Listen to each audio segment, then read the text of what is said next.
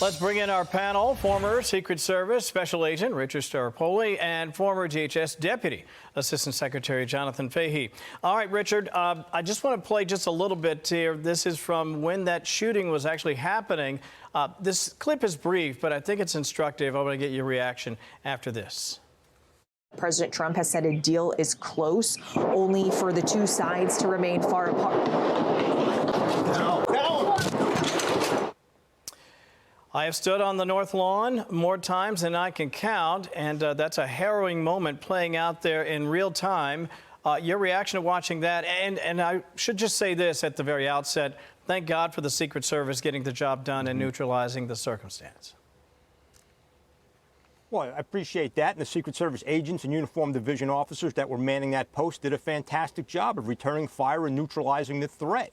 You know, when you approach that post at 17th and Penn, there is a tremendous manpower presence at that location, as is at 14th Street and Penn.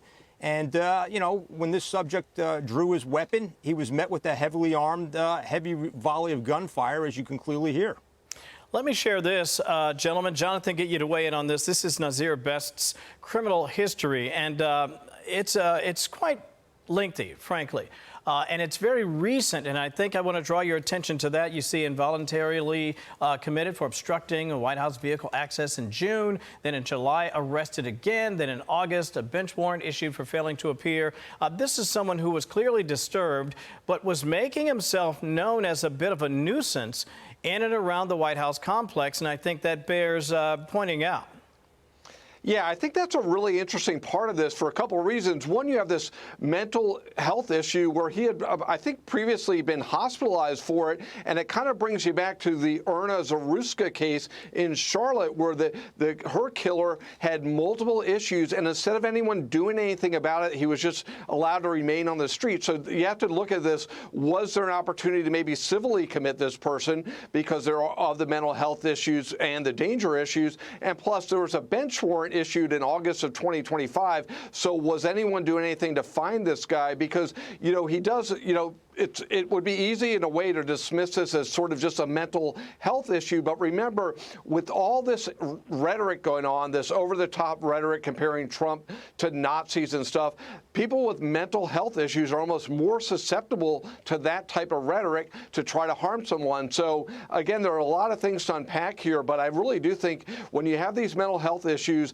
combining with danger to the President of the United States, they need to be taken extraordinarily seriously. And I'd like to see what was done and what wasn't done here. Yeah, I'm glad you mentioned the political rhetoric in particular. Just last week, I heard a Democratic member of Capitol Hill suggest that the president had henchmen, again, sort of playing this fast and loose messaging, intentional or unintentional.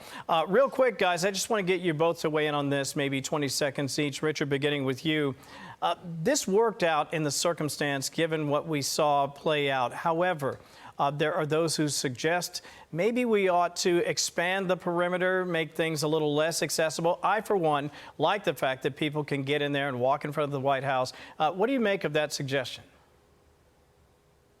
I agree with that suggestion. I'm a big fan of increasing the perimeter, but I also agree with you. We cannot lock this down and prevent tourists, some of whom have saved money their entire lives to take this trip to Washington to get up and close to the White House for that picture.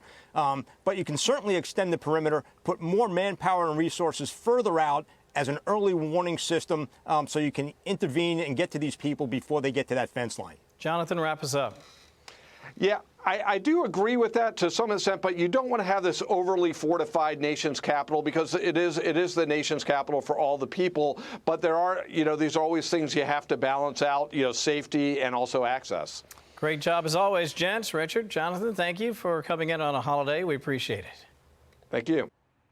Be sure to like and subscribe for all the Fox News latest on YouTube and catch full shows streaming now on Fox One.